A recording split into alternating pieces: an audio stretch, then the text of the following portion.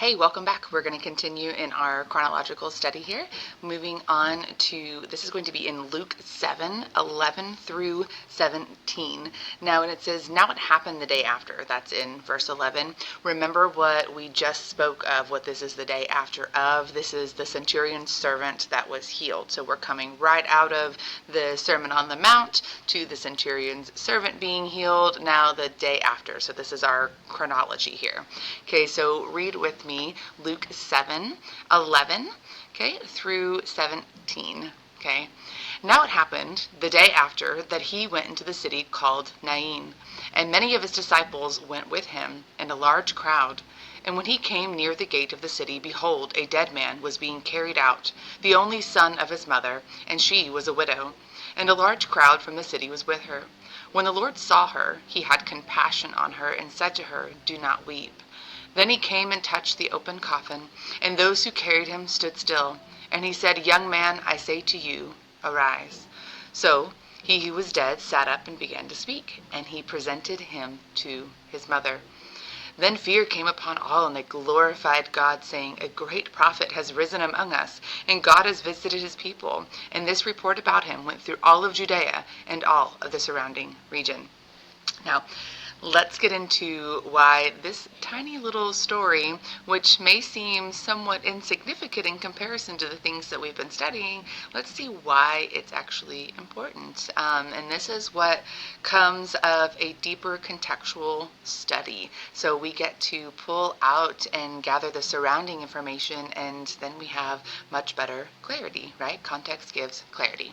So first of all, this is called, the city called Nain is how it's pronounced, which is the Greek, okay? So this is actually, excuse me, on the hill of Moreh, M-O-R-E-H, the hill of Moreh, okay? This is located on the northern slopes there. So you have, it says in the city of Nain, okay?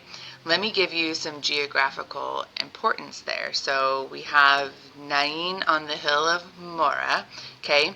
So a long time ago, okay, Elisha performed the same miracle, raising a woman's son from the dead. Okay, so this is the very same mountain. So you have the hill of Moreh. There was a village of Shunem, S-H-U-N-E-M, Shunem, okay? So this is a village, and this was been, geographically, this would have been a tiny, tiny little place, okay? And so the same thing about where Jesus is now in the city of Nain, okay? It's a very small place. So you have a couple of things just geographically happening here. Number one, Elisha brought back to life a woman's son, and then you have Jesus, however many years later, also raising a woman's son from the dead, okay?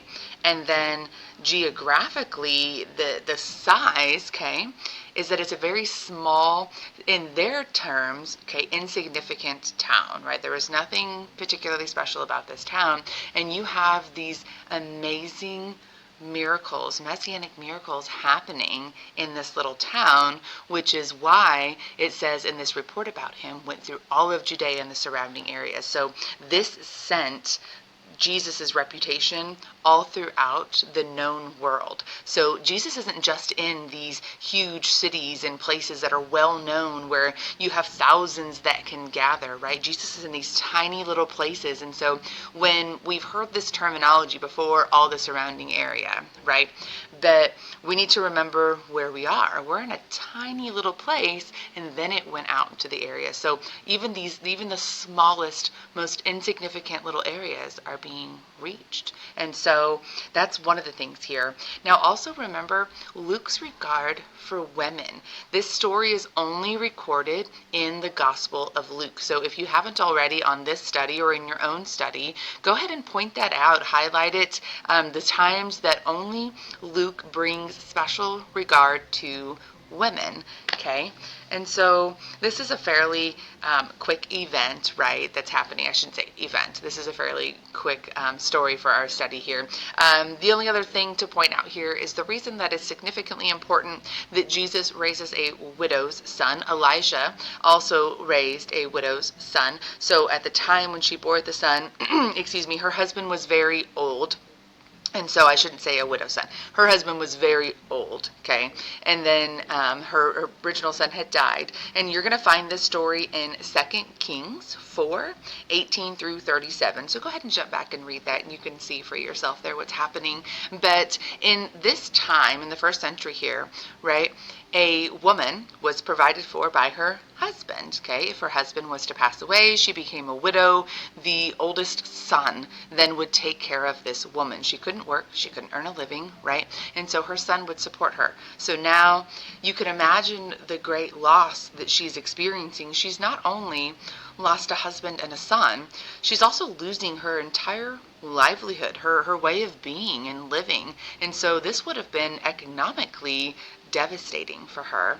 And so when Jesus saw her, he didn't just have compassion on somebody who lost a son, right? He had compassion on her life, right? And so this was her means of support. And so he took, and it shows, I believe, that it shows the human connection, the compassion there. So Jesus, in, God in his human form, right, took compassion, right, on another human being, right? He didn't just, obviously he foreknew all the things that he would do, but it's not just all these big bang miracles, right, to go show his messiahship. He looked upon the people that he was around, that surrounded him, and he took compassion on them. We heard those words before. Again, remember when he touched the leper, right? He physically touched somebody who was deemed unclean, right? And so he has compassion and love for us. Jesus, right, and our God, he's not untouchable, right? We may not have a tangible being right now that we can wrap our arms around, which I would love, right? And so, but it just shows us that in his word, okay, in his word, Jesus is not untouchable, okay?